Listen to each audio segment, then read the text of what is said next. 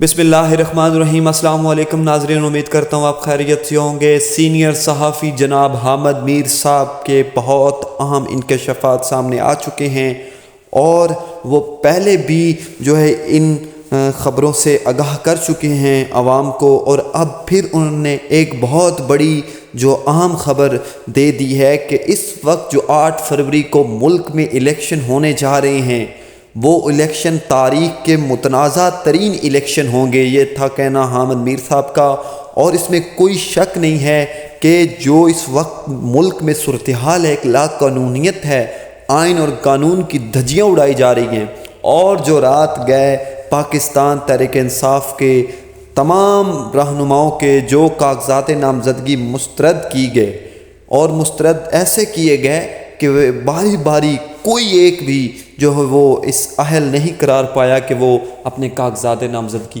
منظور کروا سکے۔ لیکن یہ پہلا مرہ تھا، اس میں کوئی ابہام نہیں ہے، یہ ہونا تھا، حامد میر صاحب کہہ رہے ہیں۔ اب جو اگلا سٹیج ہے، ٹربیونل الیکشن ٹربیونل، وہ ان کو ساروں کو اہل کرے گا، وہ مسترد کاغذات منظور کرے گا۔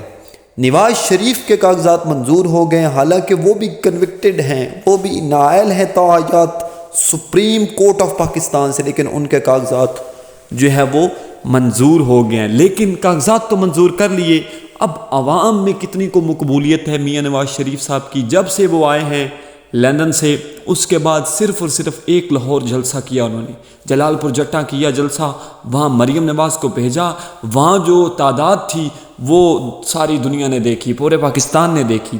نواز شریف صاحب خود جا نہیں پا رہے عوام میں کہ عوام ان کا کیسے رسپانس دے گی، کیسے استقبال کرے گی، یہ بڑی ہی ٹینشن ہے۔ حامد میر صاحب کا کہنا تھا کہ جن لوگوں کے کاغذات مسترد ہوئے ان کو پہلی یہ مشکل تھی، اس مشکل سے وہ نکل گئے، اب آگے الیکشن ٹربیونل وہ ان کے کاغذات منظور کرے گا۔ اس کے بعد اگلی مشکل ہے کہ پھر انہیں الیکشن لڑنے کے لیے تمام جو لیول پلینگ فیلڈ ہے وہ کتنی کو دی جائے گی، وہ بھی بڑا ایک مشکل سوال ہے۔ تو اس میں بھی بہت وہ اہم نکتے ہیں جو سامنے ہیں ہمارے۔ اب دیکھتے ہیں کہ وہ ثابت قدم کتنے رہتے ہیں، اور وہ کتنا بائی سٹینڈ کرتے ہیں تحریک انصاف کے ساتھ۔ آنے والے دنوں میں عمران خان کے ساتھ کچھ معاملات پہ ڈسکس ہوئی، لیکن خان صاحب نے کہا ہے کہ میں اپنے ملک میں سب سے پہلے صاف اور شفاف الیکشن چاہتا ہوں، مجھے الیکشن صاف اور شفاف چاہیے، جو کہ ایک ملک کی ضرورت ہے اس وقت۔ تو جو اس وقت ملک میں صورتحال ہے، الیکشن کمیشن چاہتا نہیں کہ صاف اور شفاف الیکشن ہو۔ اگر صاف اور شفاف الیکشن ہوئے تو عمران خان اس وقت ملک میں ایسے اقتدار میں آئے گا کہ دنیا دیکھتی رہ جائے گی۔ اس وقت عمران خان جیل میں ضرور ہے، لیکن اس کا جو ایک پورے پاکستان پہ جو اقتدار جمع پڑا ہے وہ کسی کو کوئی بھول نہیں ہے، لوگ اس کے دیوانے ہیں۔ جو نیا ینگ ووٹ ہے وہ ٹوٹلی عمران خان کا ہے۔ تو عمران خان صاحب کو اگر لیول پلینگ فیلڈ کا کچھ حصہ بھی دے دیا گیا تو نون لیگ اور ان سب جماعتوں کے لیے بڑی مشکل ہو جائے گی کہ وہ اقتدار تو دور کی بات، کچھ سیٹیں نکالنا بھی مشکل ہو جائیں گی، حتیٰ کہ میاں نواز شریف سے لاہور بچانا مشکل ہو جائے گا۔ تو ناظرین، اگر متنازع الیکشن یہ بچا سکتی ہے تو سپریم کورٹ ہی بچا سکتی ہے، کیونکہ سپریم کورٹ نے ہی اس پہ ایک بڑا اہم فیصلہ دیا۔ حامد میر صاحب کا کہنا تھا کہ اب باقی جو دن رہ گئے ہیں ان دنوں کو دیکھتے ہوئے سپریم کورٹ کوئی ایسا حکم نامہ جاری کرے جس سے واضح لیول پلینگ فیلڈ ملے تمام جماعتوں کو، پاکستان تحریک انصاف کو بھی لیول پلینگ فیلڈ ملے۔ لیکن یہ اگر الیکشن متنازع ہی ہوا تو ساری ذمہ داری سپریم کورٹ آف پاکستان پر آئے گی، ان 3 ججز پر آئے گی۔